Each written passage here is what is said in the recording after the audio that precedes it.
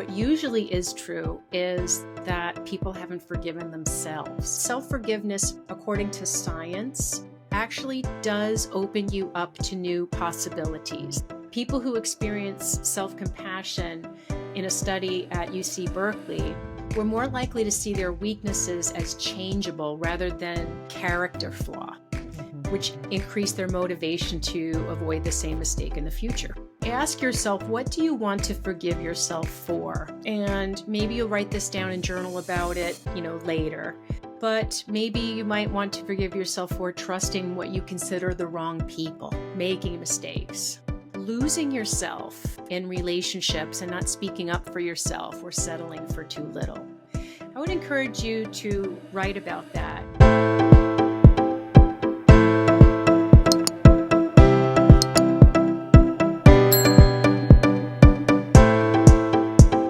Today's masterclass is on 6 keys to calling in your partner. Our guest today is Jeanne Sullivan Balechi, dating and a relationship coach. Jeanne also is known as the Soulmate Coach, helps singles become their most unapologetically, authentically self to attract partners who celebrate instead of tolerating them. Welcome, Jeanne. Thank you so much. It's great to be here, Anita. Oh, I'm so excited for this masterclass. I have no idea what's going to be going on in it. It's magical for that reason. Exactly. So, just a bit of background. What took you on your journey of being a soulmate coach? Did this naturally fall into place, or was it from your dating experiences? It's kind of both. As I was growing up in the corporate world, I was seeing a coach who kept encouraging me to be a coach. And I found that I was naturally coaching people in my organization up and down. But when I had my dating experience, and I had a really magical, wild dating experience, I knew that it was something that, it might sound cheesy, but destiny. And I felt that it to really focus on coaching where I could help people who were like me, very frustrated in dating, had created manifested a fabulous career, an enviable social circle. But in my dating life, I was showing up super small. And there were a lot of reasons for that, but it's happening to a lot of people. And, I was told that my chances of meeting someone were slim because I was 23 stone. I was middle-aged, which is when women are told they're invisible. And I was so-called intimidating. But when I decided to let all that go and be unapologetically authentic, I literally posted a new dating profile that was really authentic, really magnetic because of that. Embracing that I knew I would scare some people away, but realizing that was my secret sauce to attracting my husband, which I did literally the next day. I just want people to know sometimes it's just that one final shift, and then the universe responds really quickly. It doesn't have to take long. Wow. Instantly. I'd love to know more about that then. Please do go ahead and share your masterclass with us.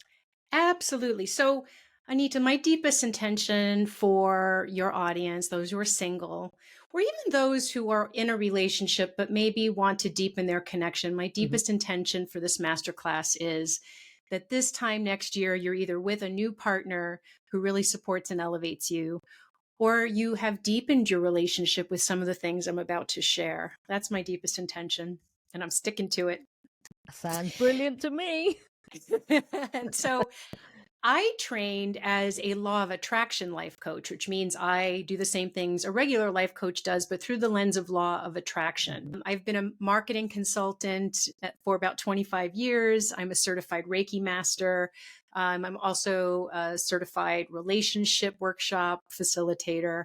You might have seen me on some of the national TV and radio shows. I help empaths and achievers stop drawing in relationships that feel kind of like a second job with no benefits, There are a lot of reasons for that, that people who are highly sensitive, caretaking, nurturers, and people who are really go-getters, there are reasons that without realizing it, they're pushing what they want away from them.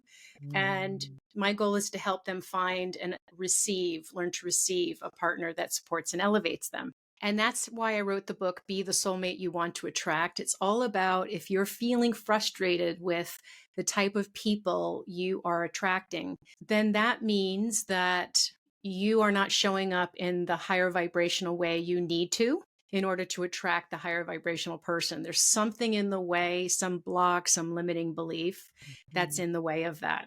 So just for your audience, just to make sure that they know they're in the right room, I'm going to read some clues that you might be in the right room.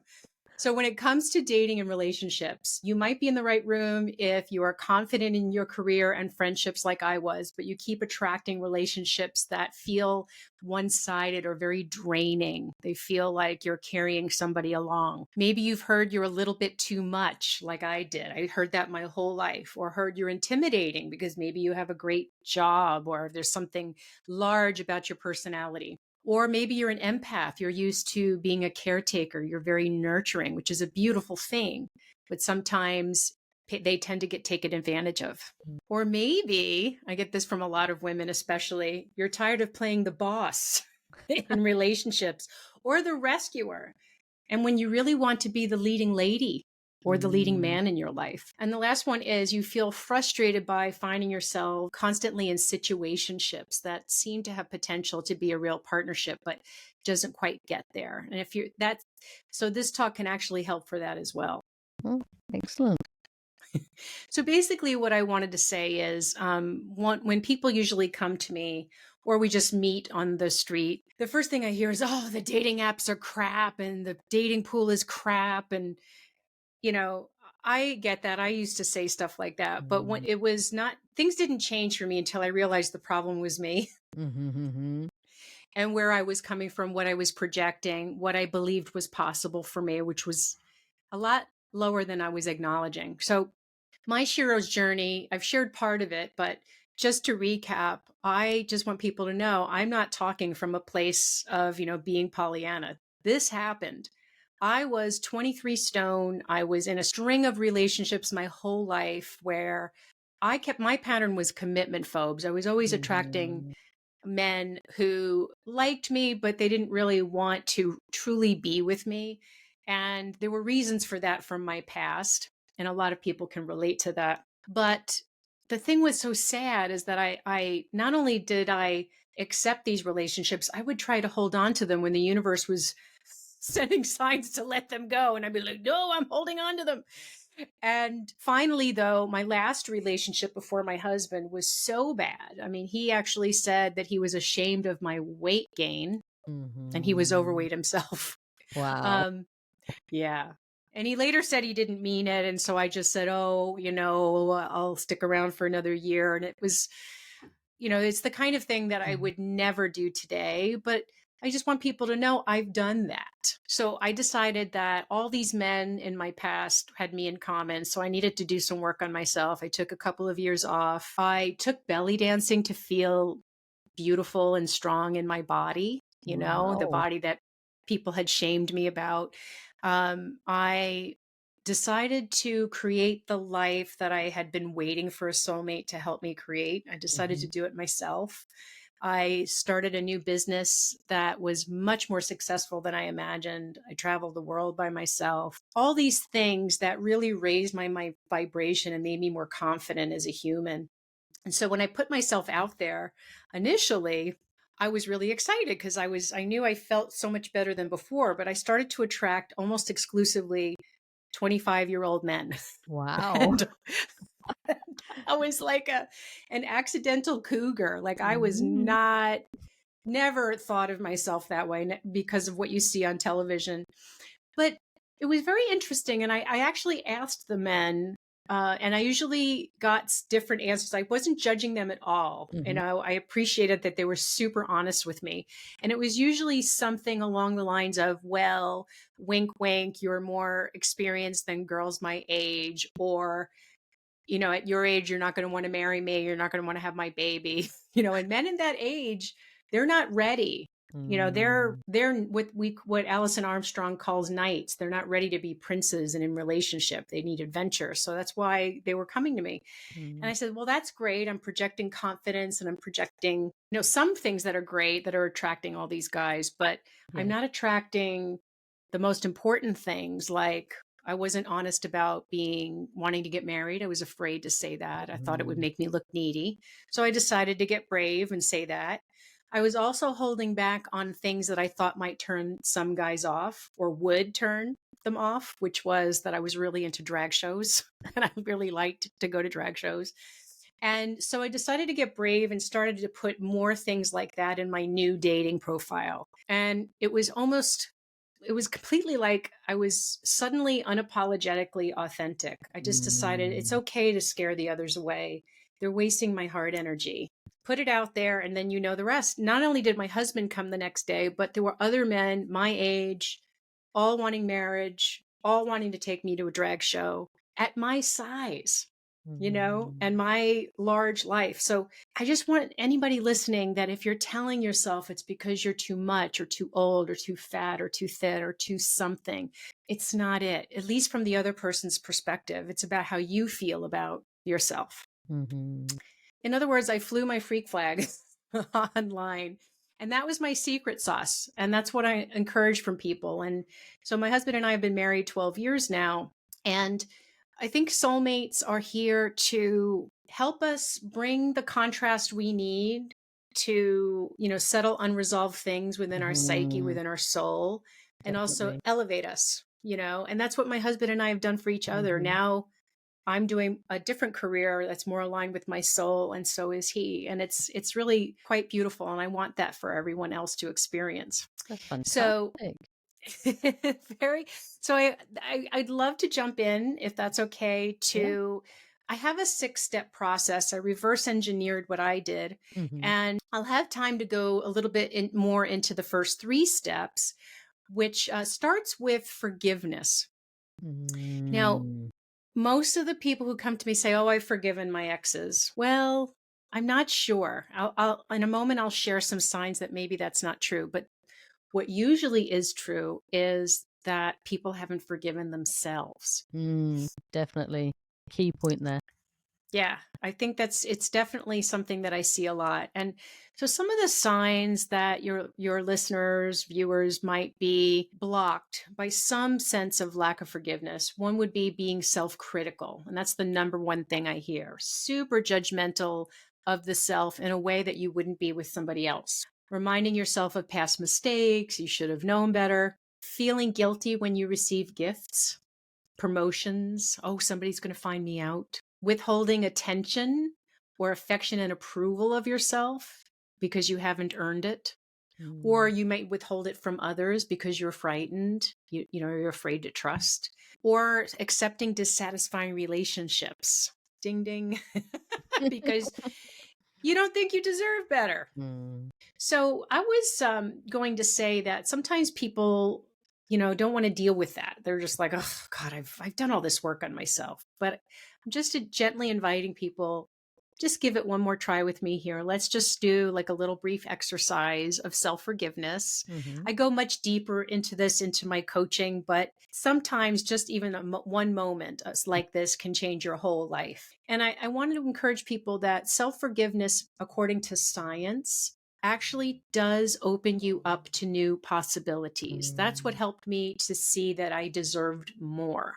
People who experience self compassion in a study at UC Berkeley were more likely to see their weaknesses as changeable rather than character flaw, Mhm. which Mhm. increased their motivation to avoid the same mistake in the future. One thing that I would encourage your listeners to do in this moment is grab out a journal. And I know we're recording, so they might be pausing for a few Mhm. minutes, but I would encourage them to ask yourself, what do you want to forgive yourself for? And maybe you'll write this down and journal about it, later.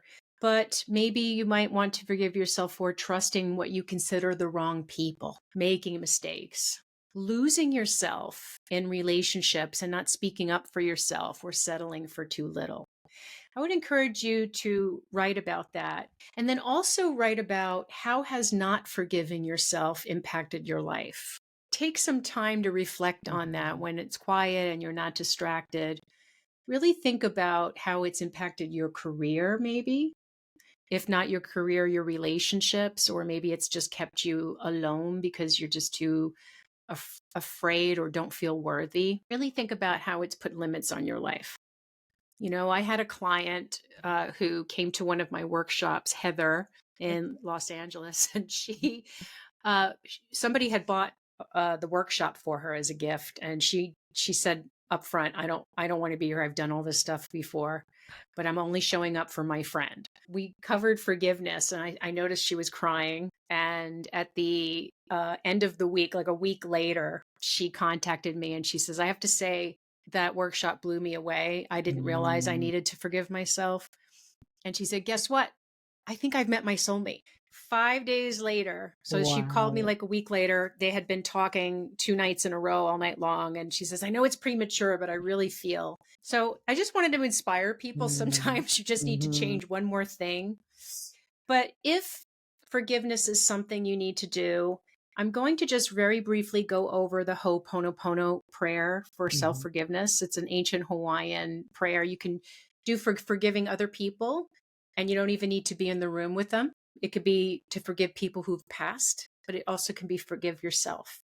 So I'm just going to go through it as if everybody were here live.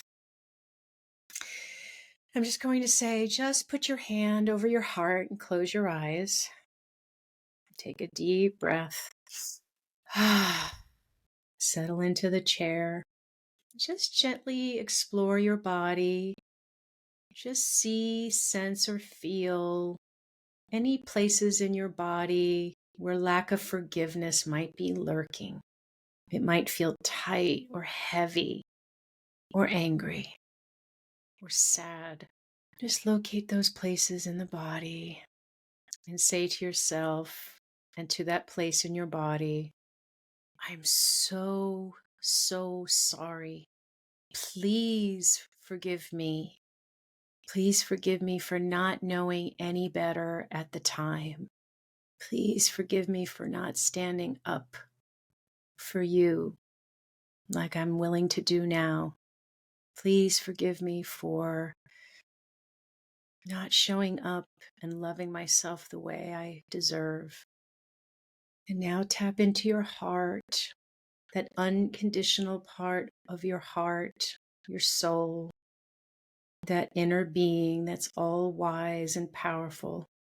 And send self-compassion, the compassion you give so freely to others. Send that to yourself and to those areas in your body. See, sense, or feel that compassionate energy just enveloping them and soothing them. Allow those parts of you to just dissolve and release them through your breath. See, sense, or feel that self-compassionate love energy just filling all the spaces left behind. Feeling yourself growing lighter and brighter. And say, thank you. I love you. Just take a moment before you open your eyes to feel an energetic shift. Just notice any new feelings.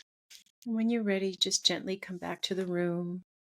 And just to recap for those, because you can't see my slides, the Ho'oponopono prayer, whether you're doing it for yourself or others, is I'm sorry, please forgive me, thank you, and I love you. How was that for you, Anita? Beautiful. Absolutely beautiful. It was simplicity, but powerful. Excellent. I'm so glad to hear that. Thank you very much. And you're welcome. And the step 2, now this is the big one. This to me is a big part of how I help people to really change their minds. Have you noticed when you hear a friend who's talking about, oh, there's nobody out there and all the people are this or all the people are that, and they've just decided, they keep talking themselves out of it, that it's not possible. So in order to change what's possible, we have to identify what are our limiting beliefs. What are we carrying around that's getting in the way? And so I'm going to share with your audience my free Discover Your Biggest Love Block quiz, Uh-huh. which is on my website, mysoulmatecoach.com, under the quiz tab. And you can just take it. It's free. It takes about 10 minutes. It's very deep. And it Mm-hmm. will give you what is your top love block. But I'll go through very briefly what the love blocks are and how to start shifting them. And then Excellent. at the end, if people want to connect with me for a free, no pressure consultation, that's great. Mm-hmm. But if not, at least you will walk away with some new knowledge you didn't have before. Brilliant. Yeah. And I think one thing that's really interesting is I had a friend I used to go hiking with when I lived in San Francisco. Mm-hmm. And she was very, very well known in the city.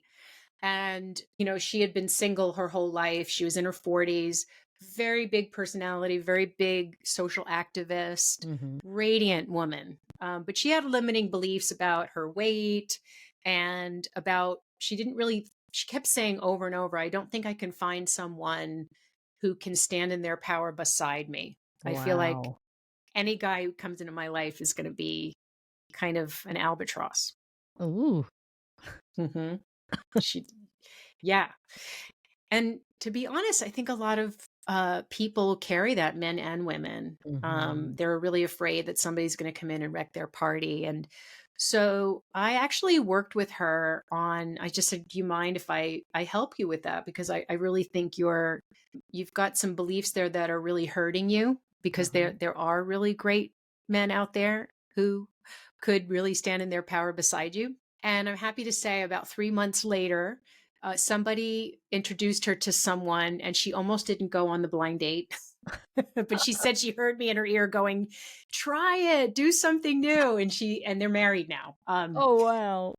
But it Mm. is like that. It doesn't mean healing doesn't necessarily mean you have to heal everything. It's just, you have to Mm-hmm. just get enough in alignment with what you deserve and knowing it's possible for you to have it happen. So some of the common love blocks that get in the way, one is fear of commitment. And some of the signs of that might be you choose people or are yourself emotionally unavailable.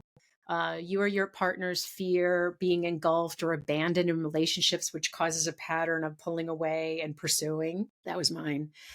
You're reluctant to give or receive gifts because the other person might expect more of you. Might be reluctant to, or your partner might be reluctant to initiate sex because you might expect something. So it's important, if you have this, to acknowledge that it's depriving you of fully experiencing love with a partner. And just acknowledging it is the first step. Mm-hmm. And taking baby steps towards little commitments can really help you. I wouldn't expect you to try to take a big leap forward, but try to do uh, little steps towards commitment to overcome your fear, such as making plans for a week out together, Mm-hmm. and 2 weeks, and then a month, and so on. Another one is fear of intimacy, which is really a fear of being seen. Mm-hmm. You are usually the strong one that people turn to, but you never allow yourself to be vulnerable back because you don't want to Mm-hmm. appear weak. You wear a positive, upbeat mask all the time to hide your anxiety and vulnerability. You might be a perfectionist, or you're a chameleon. You kind of blend in with all crowds, but no one really understands fully who you are.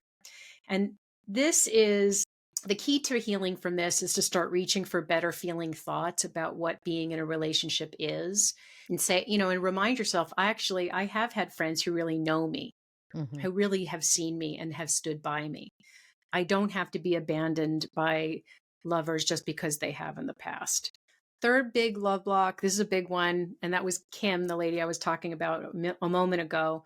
This is that scarcity mindset, the fear that the good ones are all taken or don't even exist at Uh-huh. all. um, and then, since in law of attraction, what you focus on expands, it's really Mm-hmm. important to stop focusing on the relationships around you that aren't working, and stop focusing so much on conflict, and start to focus Mm-hmm. more on the signs of love you do see that are actually there at the same time all around you that you're probably selectively ignoring. It's just what it's not denying that the negativity exists. It's just that the focusing on that does not serve you. So it's better to focus on what you want to achieve and what you want to manifest, so you can Yes. see more of that. Fear of losing yourself is another common one. You don't prioritize self-love. You have trouble compromising on even on small things because you compromised too much in the past, Mm-hmm. or you give too much to partners and relationships, which demotivates them from giving to you. So if you're in the habit of caretaking, making others feel good and loved, but you're frustrated from not getting enough in return, you're very likely resistant to receiving. So you Mm-hmm. can start fixing this by stop trying to fix it for others and start Mm-hmm. focusing on your own needs. Fear of not being enough is a big one. You're judgmental of yourself. You say sorry a lot.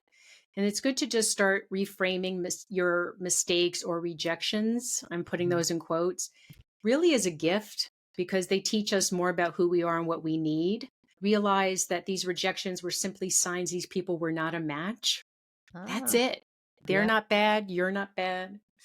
Remind yourself that at times you did receive positive attention. A key to in law of attraction, every thought has a vibration. The lowest vibration is fear, depression, Mm-hmm. despair, and the highest is joy and love. So when we have these limiting beliefs, we have to think about, okay, what am I feeling right now? I'm feeling kind of depressed right now. Well, what is the thought that's causing that Mm-hmm. that feeling? And so we reach for better feeling thoughts in law of attraction. And the way that we do that is, like, let's say we have a thought that I'm not good enough, right? So Okay. you look for evidence that the limiting belief is Mm. false. None of my exes loved me becomes actually, well, each of them showed me they cared in different ways. You can look at it at a different perspective. What's another way to look at it? What else might be true about the situation that I'm sad about? Can I find anything good or a lesson in the situation? And focus more on what you're grateful for. Wow. And in the third step, I encourage people to become a hero or heroine of your story, Mm. not waiting anymore. To me, one of the biggest steps, the reason I called in my husband, who was much more of a higher vibrational being than I had ever attracted before, Uh-huh. is because I had become that. I had stopped waiting to dream big. I stopped waiting to live large, and I stopped apologizing for that. A lot of Mm. people were envious, and I stopped apologizing because, I earned those things, Yeah. This is a big challenge for a lot of people, is being unapologetically authentic, or flying your freak flag, I like to say. And here are some signs that somebody in your audience might need to think about being more authentic. Give yourself permission to be so. If you're toning yourself down for acceptance, or you're judgmental of yourself and others, or your inner child is cranky because you're not having fun, you probably need to work on flying your freak flag a little bit. Wow. Big sign is if you say, I used to a lot. I used to Mm-hmm. be fun. I used to be flirty. I used to be adventurous. Another sign is you're not standing up for what you believe in or sharing your gifts with the world. So, in these three areas, forgiveness, limiting beliefs, and being the hero or heroine of your story, I encourage, if you've got your journal, anyone listening, to think about, where do I need to go in these three steps? Do I need to forgive myself? Do I need to release limiting beliefs and patterns? Do I need to stop people pleasing or working in a toxic job and become the hero or heroine of that story? Do I Mm-hmm. need to launch that business or take that trip? And just super quickly, the last three steps are in my process are learning to trust yourself again. A lot of people have lost Mm. trust with the self, Yeah. and they've lost trust with the universe and the process. Mm. And that's what helps, to allow what you want to flow in. Step 5 is learning to really rebrand yourself. If you're dating online, rebrand yourself online, like I did, to be more Yeah. authentic. But even in person, if there are styles you're afraid to wear because you think people will judge you, but you kind of think they're fun, wear them. Wear them out and about. Be present when you're out and about. Be that soulmate you want to attract Yeah. every day. And then in step 6, it's dating with a new strategy, pursuing the right chemistry. Unfortunately, most people are pursuing what we're taught, which is physical chemistry, Mm. excitement, lust. And I know people hate when I say it, but soulmates, even the Buddhists believe, don't feel exciting. They feel calm. And when we're with them, we feel like we can be accepted for ourselves. We're not sucking in our stomach or constantly adjusting our hair because we're afraid we don't look good enough and we're going to lose them. It just has a different vibe. Like one of my clients, Mark in Dublin, he had been, he was in his late 50s. He had been cheated on and he was completely demoralized.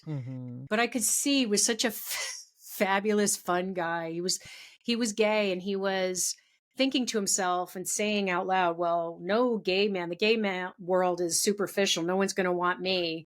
I'm 58. And, and I just, let's just go through all these steps. Let's just kind of reboot you. And he met his partner 3 months later. Wow. And Excellent. we're going to a drag race show in Dublin in a few weeks.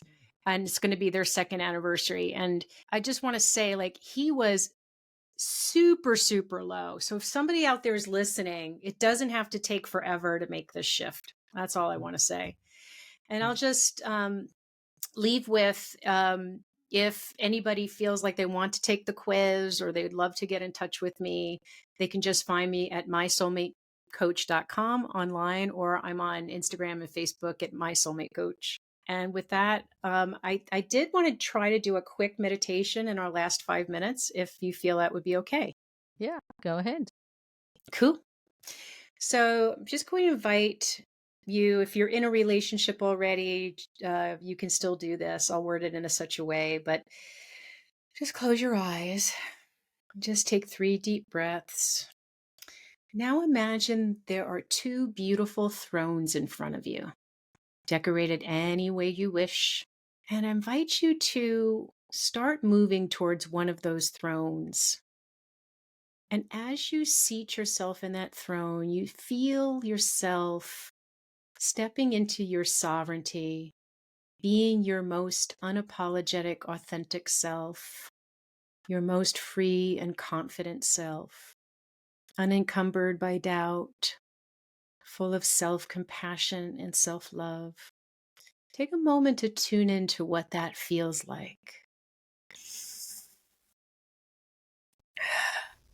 And in your mind's eye, from that higher perspective of feeling into your best life, take a moment to see what it feels like, what it looks like, what's going on in your life that's different from the way it is now. It's better, brighter. And lean into the feeling of having that right in this moment. Because the truth is, it is there, just waiting to manifest once you're in alignment. And now you see, sense, or feel one of your soulmates in the throne beside you. It could be someone you're with now that you'd like to deepen your connection with, show up in a bigger, brighter way with, or it could be someone you're about to meet. Don't worry so much about what they look like. If it's a new person, go ahead and reach for their hand energetically and just see, sense, or feel what it's like to have a partner who supports and elevates you, who loves all of you, dark and light, who wants what's best for you and has the same vision for the future. Lean into the feeling of this relationship being here right now. How does it feel? Send the love to this person and feel that love coming back to you.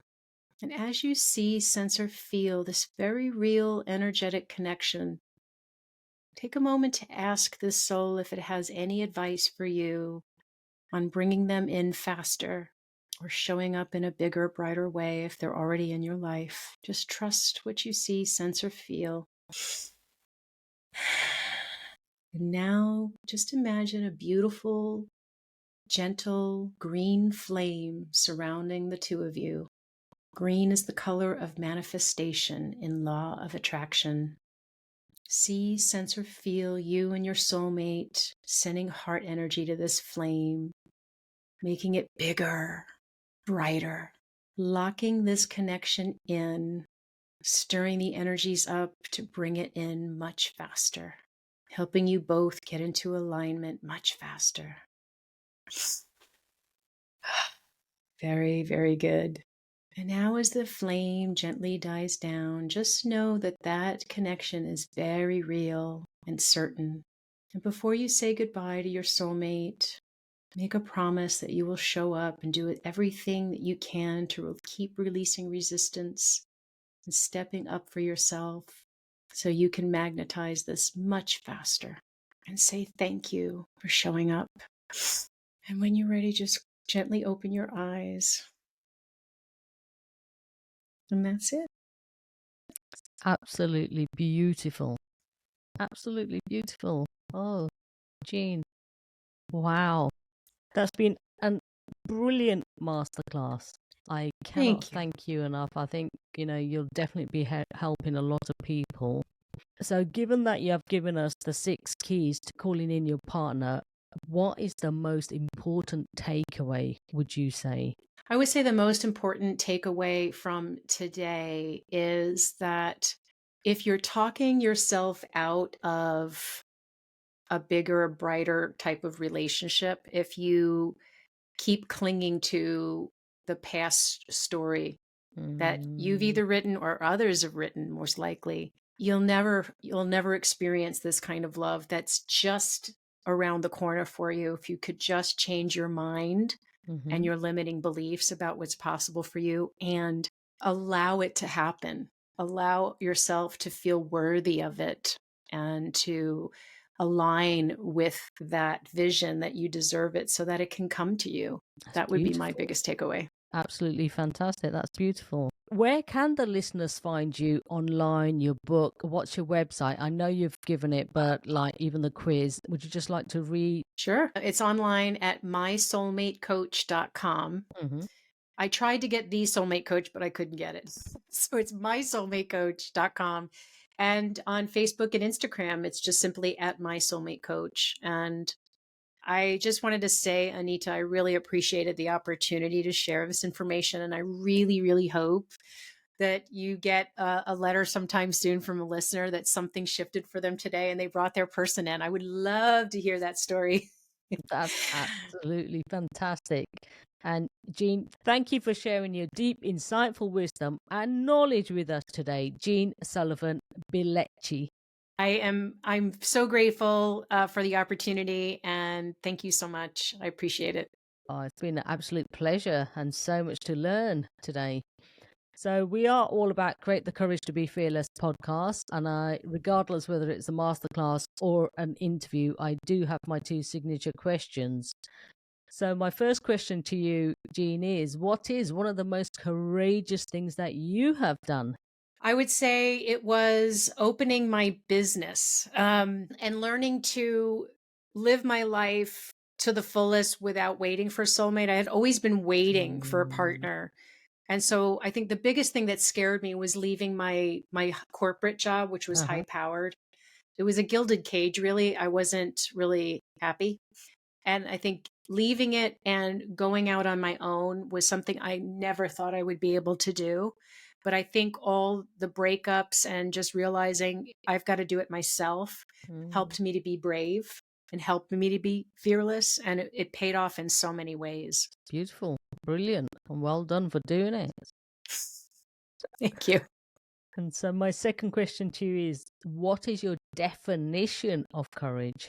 My definition of courage is, I hate to say this again. I'm going to say I love to say it again. Being unapologetically authentic, I think is, for me, is the ultimate way to be courageous. It's very hard to do in our culture. We're often shamed for not fitting in with what the current thinking on things is. We're often shamed for expressing our beliefs if it's not the popular one. But I really feel like it's like that Crosby, Stills and Nash sang a song about almost cut my hair. And they were talking in the song about almost cut their hair but they decided not to. They decided to fly their freak flag, because it was back in the 70s, where if you had long hair, you were a freak, right? And they said, but I decided not to.